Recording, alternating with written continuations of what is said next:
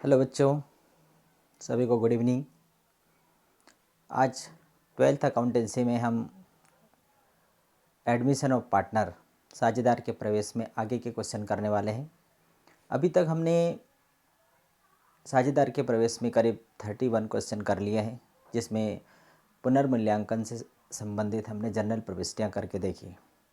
जब नया साझेदार एडमिट होता है तो उस समय संपत्ति और दायित्वों का पुनर्मूल्यांकन किया जाता है, तो पुनर्मूल्यांकन खाता भी बनाया जाता है। लेकिन अभी हमने जो 2-3 क्वेश्चन किए, पिछले वीडियो आपने देखा होगा, उसमें मैंने पुनर्मूल्यांकन से संबंधित आप लोगों को जनरल प्रविष्टियाँ बताई। आज हम उसी कड़ी में आगे पुनर्मूल्यांकन खाता बनाएंगे और साझेदारों का पूंजी खाता बनाएंगे। तो शिवलाल की बुक का 32 नंबर का जो क्वेश्चन है वो मैं आप लोगों को बता रहा हूँ कि वो क्या है। देखिए, श्योपुर के कराहे और असलम एक फर्म में 3:2 के अनुपात में पार्टनर है। 31 मार्च 2018 को उनका चिट्ठा दिया गया है। बैलेंस शीट है एज ऑन 31 मार्च 2018। लाइबिलिटीज़ है क्रेडिटर, कैपिटल, ए के कराहे और असलम की। फिर असेट साइड है building, machinery, debtor, BDR, provision, investment और कैश।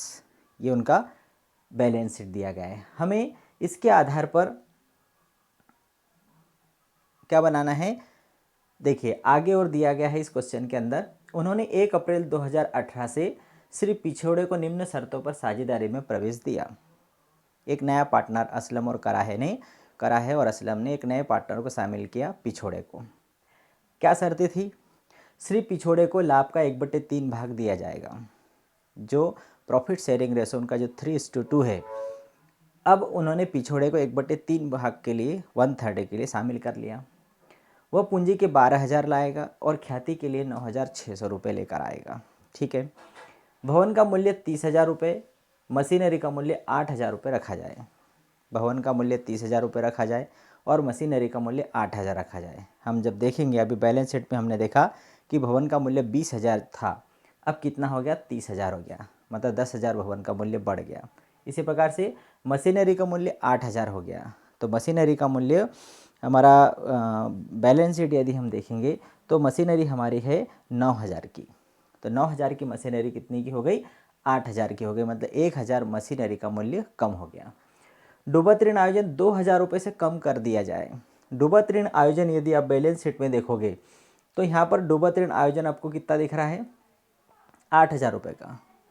वो प्रश्न में बोल रहे हैं कि 2,000 से डूबत ऋण आयोजन कम कर दिया जाए। इसका मतलब क्या हुआ भाई? सबसे पहले तो ये बताइए कि डूबत ऋण आयोजन बनाया क्यों जाता है? हमारे जितने भी पैसा देने वाले लोग होते हैं उनमें से कुछ परसेंट पर हमें डाउट होता है कि वो पैसा देंगे या नहीं देंगे। तो जितने लोगों पर डाउट होता है उतने रुपए के लिए हम हमारे लाभ में से पैसा पहले ही बचा कर रख लेते हैं कि यदि पैसा डूब गया तो एट ए टाइम पर फर्म को ज़्यादा नुकसान हो सकता है। तो इसलिए हम लाभ में से, प्रॉफिट में से प्रोविज़न के रूप में डूबत ऋणों के लिए पैसा जमा करके रख लेते हैं। तो हमने 8,000 जमा करके रखा है, लेकिन अब हमें पता चला है कि 2,000 के डूबत ऋण जो डाउटफुल थे, वो डाउट उन पर से क्लियर हो गया है कि अब वो पैसा डूबने वाला नहीं है। इसका मतलब हमारा जो दायित्व था 8,000 का वो कम हो गया। जब दायित्व में कमी होती है मतलब ये फर्म के लिए लाभ होता है, और उसे हम कहाँ लिखते हैं? पुनर्मूल्यांकन खाते का क्रेडिट साइड में। मैं आप लोगों को पहले बता चुका हूँ कि जब संपत्ति के मूल्य में कमी आती है तो पुनर्मूल्यांकन खाते के डेबिट में, संपत्ति के मूल्य में वृद्धि होती है तो पुनर्मूल्यांकन खाते के क्रेडिट साइड में। और जितने मूल्य की वृद्धि हुई है वो लिखेंगे, जो अंतर आया है वो लिखेंगे, न कि पूरा मूल्य। इसी प्रकार से दायित्व में कमी आती है तो दायित्व में कमी होना फर्म के लिए प्रॉफिट होता है, वो हम लिखते हैं पुनर्मूल्यांकन खाते के क्रेडिट में। और दायित्व में वृद्धि होना ये हानि होती है और ये लिखी जाएगी पुनर्मूल्यांकन खाते के डेबिट साइड में। चलिए, तो प्रोविज़न 2,000 रुपये से कम हो गया, ये फर्म के लिए आय है और पुनर्मूल्यांकन खाते के क्रेडिट में लिखी जाएगी। चलिए, और कौन सी बात थी यहाँ पर? विनियोग का बाजार मूल्य 6,500 रुपये था जो कराहे द्वारा लिया जाएगा। चलिए, विनियोग कितने रुपए के थे?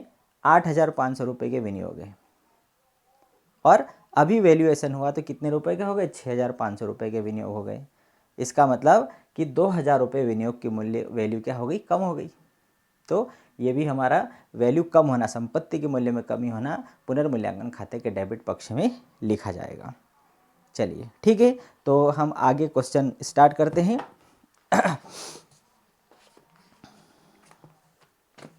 चलिए तो इसको हम करते हैं। सबसे पहले हम यहाँ पर क्या पूछा है उन्होंने, पुनर्मूल्यांकन खाता बनाइए। देखिए आगे दिया है उन्होंने पुनर्मूल्यांकन, उपयुक्त विवरण से पुनर्मूल्यांकन खाता और पूंजी खाता तैयार कीजिए। तो हम पुनर्मूल्यांकन खाता और पूंजी खाता बनाएंगे। तो पुनर्मूल्यांकन ये बनाया मैंने फॉर्मेट, रिवैल्यूएशन अकाउंट, पर्टिकुलर और अमाउंट। चलिए डेबिट साइड मैंने बोला संपत्ति के मूल्य में जो कमी होगी वो डेबिट, और दायित्व के मूल्य में वृद्धि होगी वो डेबिट। मतलब डेबिट साइड में क्या होगा, असेट्स के मूल्य में जो वृद्धि होगी, असेट्स के मूल्य में जो वृद्धि होगी वो इधर लिखी जाएगी, और लायबिलिटीज़, असेट्स के मूल्य में जो कमी होगी, असेट्स के मूल्य में जो कमी होगी वो इधर लिखी जाएगी, और लायबिलिटीज़ के मूल्य में जो वृद्धि होगी वो डेबिट में लिखी जाएगी। इसी प्रकार से इधर असेट्स के मूल्य में जो वृद्धि होगी वो यहाँ लिखी जाएगी, और लायबिलिटीज़ के मूल्य में जो कमी होगी वो इधर लिखी जाएगी। समझ गए, ये डेबिट होगा और ये क्रेडिट होगा। उसको समझने के लिए मैं बता देता हूँ। चलिए अब हम देखते हैं, सबसे पहले क्या दिया गया था, भवन का मूल्य कितना हो गया, 20,000 से 30,000 हो गया। मतलब संपत्ति के मूल्य में वृद्धि हो गई, किधर लिखेंगे, क्रेडिट में लिखेंगे, बाय बिल्डिंग। कितने से रुपए से बढ़ गया, 10,000 रुपये से भवन बढ़ गया, प्रॉफिट हो गया। दूसरा, मशीनरी 9,000 से 8,000 हो गई, संपत्ति के मूल्य में कमी हो गई, तो यहाँ लिखेंगे हम टू मशीनरी, 1,000 रुपये मशीनरी की वैल्यू कम हो गई। चलिए नेक्स्ट क्या दिया था, प्रोविज़न 8,000 जो था उसमें 2,000 की कमी हो गई, तो ये हमारे लिए प्रॉफिट था, दायित्व में कमी होना। तो यहाँ पर क्या आएगा, बैड डेट रिजर्व, इसमें 2,000 रुपये की कमी हो गई। ठीक है, फिर था विनियोग, 8,500 से 6,500 रुपये हो गया। तो जो संपत्ति है संपत्ति के मूल्य में 2,000 रुपये की कमी हो गई। भाई विनियोग संपत्ति है 8,500 की, उसमें 6,500 का हो गया, तो ये संपत्ति के मूल्य में 2,000 रुपये की कमी होना, ये क्या है, फर्म के लिए हानि है। तो हम क्या लिखेंगे, इन्वेस्टमेंट, कितने रुपए का, 2,000 रुपये का। ठीक है, ये फार्मूले से आप लोगों को आसानी होगी, जब भी हम पुनर्मूल्यांकन खाता बनाए तो हम रफ में लिख सकते हैं। संपत्ति के मूल्य में डेबिट क्या होगा, संपत्ति के मूल्य में कमी और दायित्व के मूल्य में वृद्धि। क्रेडिट क्या होगा, संपत्ति के मूल्य में वृद्धि और दायित्व के मूल्य में कमी। आसानी से हम यहाँ लिख देंगे। ठीक है, अब हम इसका टोटल लगा देते हैं। टोटल क्या होगा, 10 और 2 12,000। क्रेडिट साइड कितना है, 12,000। इधर कितना है, 3,000, तो 12 में से 3 गया, कितना बचा, 9,000 रुपये हमें क्या हो रहा है, प्रॉफिट हो रहा है। तो ये क्या आ गया, प्रॉफिट। अब ये प्रॉफिट क्या होगा, ट्रांसफ़र टू कैपिटल अकाउंट, साझेदारों के पूंजी खाते में ट्रांसफ़र हो जाएगा। किसके किसके, कराहे, किसको किसको मिलेगा, कराहे और असलम को मिलेगा। ये जो 9,000 रुपये का जो लाभ है कराहे और असलम को मिलेगा। चलिए बांट देते हैं, कराहे को कितना मिलेगा, 9,000 गुणित क्या अनुपात में, 3:2। 3:2 में बांट रहे ना, तो 3/5 कितना आएगा, 5 एकम 5, फिर 5 8 40, कितना बचा, 18 दूनी 36, 18 तिया 5400। इसी प्रकार से असलम का कितना आएगा, असलम 9,000 गुणित 2/5, कितनी बार कटा, 1,800 गुणित 2 3,600, 5400 और 3,600। तो यहाँ लिखेंगे हम 5400 कराहे को मिलेगा और 3,600 असलम को मिलेगा। टोटल कितना हो गया, 9,000, ये 12,000। ठीक है, तो ये हमारा हो गया पुनर्मूल्यांकन खाता। वेरी सिंपल था। अब हम पूंजी खाते में आ जाते हैं। पूंजी खाते में सबसे पहले क्या लिखा जाता है, बाय बैलेंस ब्राउट डाउन, पूंजी का शेष लाया जाएगा। कराहे और असलम की पूंजी कितनी है, 30,000 और 20,000। हमने यहाँ लिख दी 30,000 और 20,000। अब पिछोड़े की पूंजी क्यों नहीं लिखी? क्योंकि उसकी पुरानी पूंजी थोड़ी ना है, पिछोड़े तो अभी पूंजी लेकर आया, तो हम क्या लिखेंगे? Cash account. पिछोड़े, सिर्फ पिछोड़े कितनी पूंजी लेकर के आए? चलिए देखते हैं, पिछोड़े कितनी पूंजी लेकर आए? 12,000 रुपये पूंजी के लेकर के आए। तो पिछोड़े जी की पूंजी यहाँ लिख देते हैं, श्री पिछोड़े पूंजी कैश के रूप में लाया 12,000। चलिए फिर बाय प्रीमियम, प्रीमियम की राशि लेकर आए, तो प्रीमियम की राशि को कराहे और पिछोड़े जी बांट ले, कराहे और असलम ये दोनों बांटेंगे। प्रीमियम की राशि कितनी लेकर के आए? 9,600। तो ये 9,600 रुपये को किस अनुपात में बांटेंगे? 3:2। तो 3/5 कितनी बार कटेगा? 5 एकम 5, 4 बचा, 46 हो गया, पनम 45, फिर 5 दूनी 10, कितना हो जाएगा? 19 दूनी 38, 19 तिया 57, 160। इसी प्रकार से 9,600 गुणित 2/5, ये 1920 बार, और 19 दूनी 3840 रुपये, टोटल हो जाएगा हमारा 9,600। 5 और 3 8, 9,600 रुपये। ठीक है, तो ये 5,760 रुपये प्रीमियम की राशि किसको मिली? कराहे को मिली। और असलम को कितनी मिली? 3,840 रुपये। चलिए और क्या बचा? प्रॉफिट, जो रिवैल्यूएशन का प्रॉफिट आया था, कितना आया था? 5,400 और 3,600, 5,400 और 3,600। ठीक है, इधर हो गया, पूंजी आ गई, नए साझेदार की पूंजी आ गई, प्रीमियम आ गया, रिवैल्यूएशन का प्रॉफिट आ गया। अब क्या बचा? इधर यदि किसी साझेदार के द्वारा कोई संपत्ति खरीदी जाती है तो वह यहाँ पर लिखी जाएगी। देखिए आगे दिया गया है, विनियोग का बाजार मूल्य 6,500 था जो कराहे द्वारा लिया गया। कराहे के द्वारा विनियोग को खरीदा गया है, मतलब 6,500 रुपये के जो विनियोग है कितने ले लिए? कराहे ने ले लिए। तो कराहे का पूंजी खाता क्या हो जाएगा? डेबिट हो जाएगा। टू इन्वेस्टमेंट, कराहे जी ने 6,500 का विनियोग ले लिया, तो कराहे जी का पूंजी खाता 6,500 से डेबिट हो गया। चलिए अब बैलेंस निकाल लेते हैं। 30 5 35 5 40, 41,160 रुपये, 41,160 रुपये। 30 5 35 5 40, 41,160, 41,160 रुपये में से 6,500 घटा दो। 41,160 में से 6,500 माइनस कर देंगे तो कितना बैलेंस बचेगा? 6, 11 में से 5 गया 6, 10 में से 6 गया 4, और 34,660, 34,660 रुपये क्या आ गया? ये अंतिम पूंजी हो जाएगी कराहे की। बैलेंस कैरी डाउन, कराहे की अंतिम पूंजी कितनी आ गई? कराहे की पूंजी, अंतिम पूंजी आ गई 34,660। टोटल पैसा लिख देंगे हम 41,160 रुपये। ठीक है, चलिए आगे देखते हैं। कराहे का हो गया, असलम का हिसाब कर देते हैं। असलम के खाते में कितना पैसा? 20 3 23 3 26, 26 और 1 27,440 रुपये। असलम के खाते में 27,440 है, तो इधर तो डेबिट कुछ भी नहीं हुआ है, तो 27,440 उसका बैलेंस वही का वही हो जाएगा, 27,440। पिछोड़े जी के कितनी है? 12,000, तो 12,000 उसकी पूंजी अभी नहीं लाया, तो 12,000 ही रहेगी। ठीक है, वेरी सिंपल। ये बन गया हमारा पुनर्मूल्यांकन खाता बन गया और पूंजी खाता बन गया। ठीक है, बहुत सरल था, इसमें कहीं से कहीं तक कोई हमारी प्रॉब्लम नहीं थी। चलिए एक और प्रश्न देखते हैं हम। एक और प्रश्न देखते हैं, कौन सा?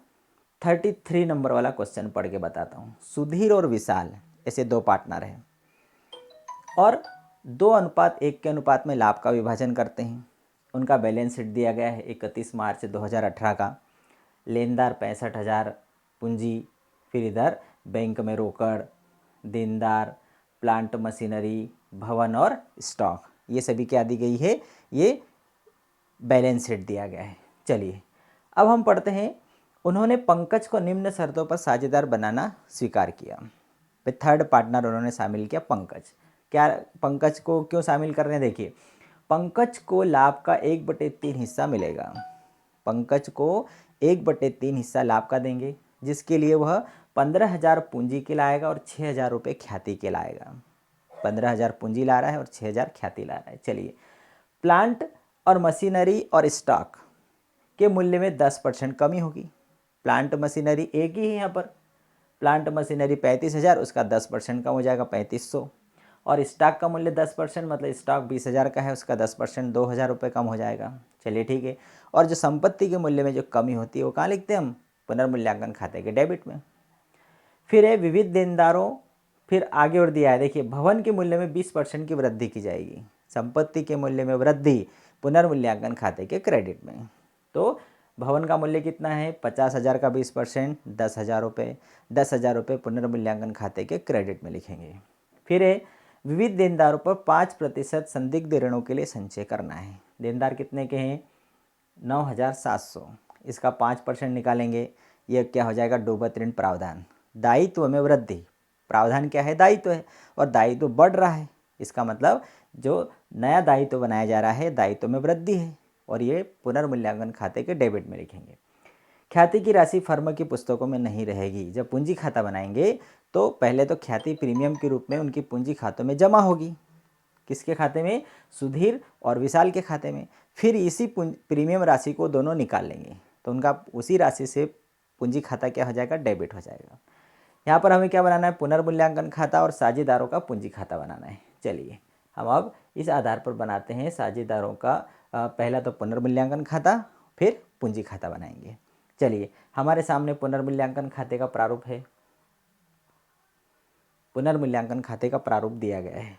चलिए, सबसे पहले तो मैं यहाँ पर आप लोगों को नीचे कुछ बता दूँ कि असेट्स में क्या होगी? कमी होगी। असेट्स में कमी होगी तो डेबिट में, और लायबिलिटीज़ में वृद्धि होगी तो डेबिट साइड में। मतलब ये डेबिट साइड मैंने लिख दिया, सीधा सीधा हमें यहाँ क्लियर हो जाएगा। संपत्ति के मूल्य में कमी होगी वो यहाँ लिखो, दायित्व के मूल्य में वृद्धि होगी वो यहाँ लिख दो। चलिए, क्रेडिट साइड में फिर हम क्रेडिट साइड में आ जाएंगे। तो क्रेडिट साइड में असेट्स के मूल्य में वृद्धि होगी वो यहाँ लिखेंगे, और लायबिलिटीज़ के वैल्यू में यदि कमी होगी तो हम यहाँ लिखेंगे। बस हमारा पुनर्मूल्यांकन खाता इजी बन जाएगा। चलिए, सबसे पहले देखते हैं क्या है। प्लांट मशीनरी और स्टॉक के मूल्य में 10% कमी हो गई। प्लांट और मशीनरी क्या है? ये संपत्ति है। संपत्ति के मूल्य में कमी हो गई, मतलब क्या लिखेंगे हम? डेबिट साइड में, टू प्लांट एंड मशीनरी। कितने रुपए की है? 35,000 का 10%, 3,500 रुपये वैल्यू कम हो गया। स्टॉक के मूल्य में भी कमी, स्टॉक भी संपत्ति है, स्टॉक के मूल्य में कमी, 20,000 का 10%, 2,000 रुपये स्टॉक के मूल्य में कमी हो गई। चलिए, फिर भवन के मूल्य में 20% वृद्धि हो गई। भवन क्या है? संपत्ति है, और संपत्ति में वृद्धि क्रेडिट में लिखेंगे। बाय बिल्डिंग कितने मूल्य में वृद्धि हो गई? 10,000 रुपये वृद्धि हो गई। 50,000 का 20%, 10,000 रुपये मूल्य बढ़ गया। और क्या था?